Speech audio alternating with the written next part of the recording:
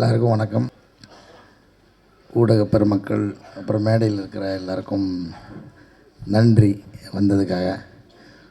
ஒவ்வொருத்தரையும் பற்றி எனக்கு கனெக்ட் பண்ணி பேசுகிறதுக்கு ஒரு பெரிய பெரிய கதை இருக்குது. ஏன்னா அங்கே இருக்கிற எல்லாரோடையும் எனக்கு ஒரு அப்படி ஒரு பரிச்சயம் இருக்குது.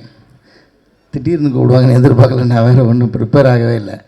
ஏன்னா இந்த படத்தில் சார் சொன்ன மாதிரி எல்லா படத்துக்கும் ரிஹர்சல் பண்ணிட்டு கூட போகலாம். இந்த படத்துக்கு ரிஹர்சல் பண்ணால், அது என் ரோலுக்கு ரிஹர்சல் பண்ணால் ரொம்ப ரொம்ப தப்பாக இருக்கும். இன்னொன்று ஆபத்தாகவும் இருக்கும். ஏன்னா எனக்கு இருக்கிற இந்த படத்தில் இருக்கிற 2 சிக்கலுமே ரிஹர்சல் பண்ண முடியாத சிக்கல். எனக்கு தெரிஞ்ச சரி அதை விட்டுரும், அதை பற்றி நிறைய பேசிட்டாரு பார்த்திபன் சார். வந்து நான் இந்த படத்தில் கொஞ்சம் முதல்ல விஷால் வெங்கட்டுக்கு நன்றி சொல்லுவேன். ஏன்னா ரொம்ப நெருக்கமானவங்களுக்கு தான் நன்றி சொல்ல மறந்துடுவோம். இந்த படத்தில் இப்படி ஒரு வாய்ப்பு கொடுத்ததுக்கு விஷாலுக்கு ரொம்ப நன்றி. முதல்ல கதை சொல்லிவிட்டு வந்து ஒரு மாதிரி தயக்கத்தோடு உட்காந்துட்டே இருந்தார். எனக்கு புரியல அந்த தயக்கம் ஏன்னு. இல்லை நீங்கள் எப்போ ஷூட்டிங் விஷால் சொல்லுங்கள், நான் எத்தனை நாள்னு சொல்லுங்கள் அப்படின்னு சொல்லுவேன். சார் நடிக்கிறீங்களா அப்படின்னா, அதுதானே சொன்னீங்க நடிக்கிறேன் அப்படின்னா, அவருக்கு நான் நடிக்க மாட்டேன்னு சொல்லிடணும்னு அவருக்கு ஒரு சந்தேகம் இருந்திருக்குது. இந்த மாதிரியான ரோல் கிடைக்கிறது வந்து ரொம்ப அபூர்வம். ஏன்னா நம்ம நடிக்க மாட்டோம்னு நினச்சிக்கிட்டே நம்மளுக்கு சொல்லவே மாட்டாங்க நமக்கு. ஸோ அப்படியான ஒரு ரோல். அதே மாதிரி இந்த ரோல் நடித்ததில் நான் ரொம்ப வித்தியாசமான ஒரு உணர்வாக என்ன பார்க்குறேன்னா, எத்தனை தான் கோடி வச்சுருந்தாலும், இந்த உலகத்தையே கட்டி ஆளக்கூடிய சக்தி இருந்தாலும், அவனோட பிணக்கோலத்தை அவன் பார்த்துருக்க மாட்டான். அந்த வாய்ப்பு கலைஞர்களுக்கு மட்டுமே கிடைக்கக்கூடிய ஒரு அபூர்வமான வாய்ப்பு. அது மாதிரி நம்மளை சுற்றி அழுகிறத நம்ம கேட்க முடியாது.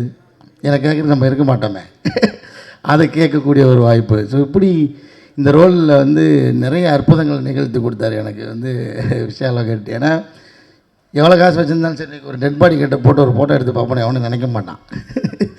அது வந்து நம்ம இங்கே நோவும் சொல்ல முடியாது. நம்ம இது பண்ணி தான் நம்ம ப்ரொஃபஷனலாக அதை பண்ணுறோம். அதே நேரத்தில் இதில் இருக்கிற அவுட்புட்டு பார்க்கும்போது பயங்கரமான ஒரு சந்தோஷம்.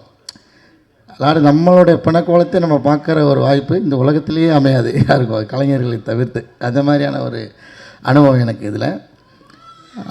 அதே மாதிரி ரிஹர்சல் பண்ண முடியாத ஒரு கதாபாத்திரம் இது. மணிகண்டன் ரொம்ப நன்றி மணி. வந்து தனியாக அப்படிலாம் சொல்லக்கூடாது தான், இருந்தாலும் எனக்கு நான் இந்த மேடையில் ஒரு விஷயத்தை சொல்கிறதுக்காக தான் நான் மணியை வந்து இழுத்தேன் கொக்கி போட்டு. ஏன்னா மணிகண்டனை வந்து நீங்கள் நிறையா பரிமாணத்தில் பார்த்துருப்பீங்க. மிமிக்ரி ஆர்டிஸ்ட், அப்புறம் வந்து ஆக்டரு, நல்ல ரசிகன், பயங்கரமாக ரசிப்பார். அது மேலே அவருக்குள்ள ஒரு பயங்கரமான இயக்குனர் இருக்கார். அது சீக்கிரமாக நான் அதை எதிர்பார்த்துட்ருக்கேன். டைரக்ஷன் பண்ணும்போது நடிக்க கூப்பிடுங்க மணி, அந்த சான்ஸ் கேட்குறதுக்காக தான் இப்போ நான் போட்டு விட்டேன். ஏன்னா நான் ஆரம்பத்தில் ஒரு படத்தில் ஒரு கோஆர்டினேட்டர் ரைட்டரு, அதில் நான் ஒரு சின்ன ரோல் நடித்தேன். ஒரு 2 சீனை தான் வரும். அந்த 2 சீன் நடித்தது எனக்கு விகடனில் ஒரு பேராகிராஃப் வந்து பாராட்டி எழுதியிருந்தாங்க. அதுக்கு முழு காரணமாக மணி தான். ஏன்னா மணி நடிகர்களுக்கு சொல்லிக் கொடுக்குற விதமே வந்து பயங்கரமாக இருக்கும். நீங்கள் வந்து அப்படியே ஊட்டி விடுவாப்பில். அந்த மாதிரி ரொம்ப நன்றி மணி. Thank you so much.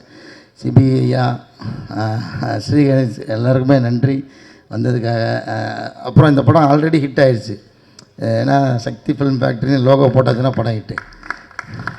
நான் கார்கிக்கு அப்புறம் அது மாதிரி எதாவது தொடர்புபடுத்தி பேசுகிறதுக்கு எனக்கு நிறையா கதை இருக்குது எல்லாரோடையும். அதில் வந்து சக்தி அண்ணா இதுக்குள்ளே வந்தது வந்து ஒரு மிகப்பெரிய நம்பிக்கை கொடுத்துச்சு எனக்கு. ஒரு விஷால் வந்து ஃபஸ்ட்டு ஃபோன் பண்ணி சொன்னோன்னே ஓகே படம் ஹிட்டு அப்படின்ற ஒரு நம்பிக்கை வந்துடுச்சு. ரொம்ப ரொம்ப நன்றி அண்ணா நீங்கள் என்னோட அசோசியேட் ஆனதுக்கு. அப்புறம் சிவாத்மிகா ஹீரோயின், அவங்கள பற்றி பேசினோம்.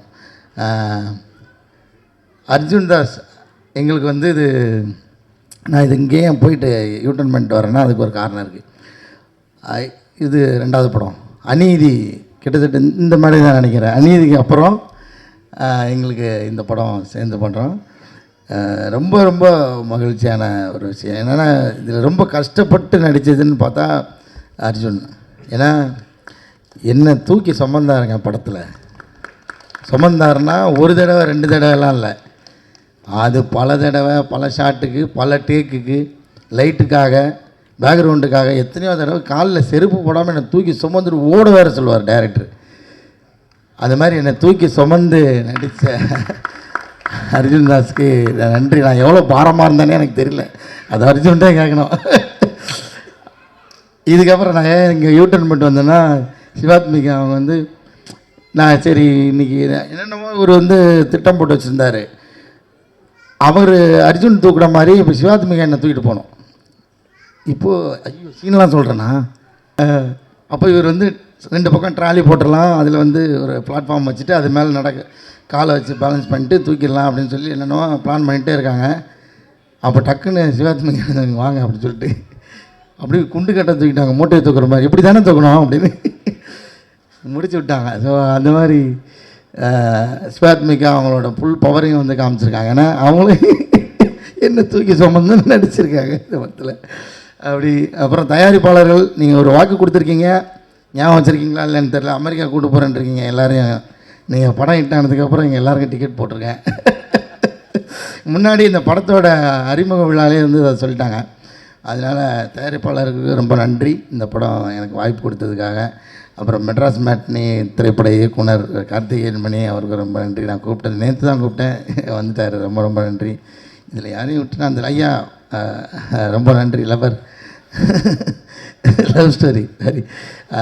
எனக்கு என்னோடய நண்பரோட டீமில் ஒர்க் பண்ணியிருந்தார், அங்கேருந்தே எனக்கு தெரியும். நான் நித்தமுர்வானம் பண்ணும்போது ஸோ அந்த கார்த்தி அவரோட கூட இருந்ததுனால எனக்கு ரொம்ப நெருக்கம். இந்த மாதிரி நிறையா எல்லாரோடையும் சொல்கிறதுக்கு நிறையா கதை இருக்குது. அப்புறம் வந்து இமான் ஐயான்னு தான் நாங்கள் சொல்லுவோம். நான் எங்கள் பப்ளிக் படம் டைரக்டரு, அவர் வந்து வேறு படமும் எடுக்க மாட்டுறாரு, அந்த படத்தை ரிலீஸ் பண்ண மாட்டுறாருன்ற மாதிரியே இருக்குது. சீக்கிரமாக ரிலீஸ் பண்ணிடுவாங்கன்னு நினைக்கிறேன் சார். ஏதோ இப்போ திருப்பி பேசிக்கிட்டு இருக்காங்க.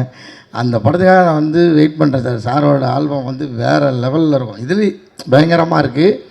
நான் இன்னும் அதை வந்து ஒரு படி மேலே, அது என்ன காரணம்னு எனக்கு தெரியல சார். உண்மையாலே அந்த ஒரு வேளை இந்த இடத்துல நான் இப்படி சொல்லிட்டேன்னு கூட நினச்சிக்கிட்டோம். வெயிட் பண்ணிட்டுருக்கேன் சார். அவங்களோட தீவிரமான ரசிகர் அப்படின்றதுக்கு நீங்கள் 2 பேர்கிட்ட விசாரிச்சது தெரியும். பப்ளிக் டைரக்டரையும் யுகபாரதி ஐயாட்டையும் கேட்டிங்கன்னா தெரியும் நான் எவ்வளோ பெரிய ரசிகர் அப்படின்றதுக்கு. டிஎஸ்கே ரொம்ப நன்றி ஐயா, டிஓபி ஐயா, சரவணன் ஐயா, உங்களெலாம் நம்ம டிக்கெட்டில் நின்று பேசிக்கலாம், பிரச்சனை இல்லை. அந்த மாதிரி நான் யாரையும் விட்டுட்டுனான்னு தெரில.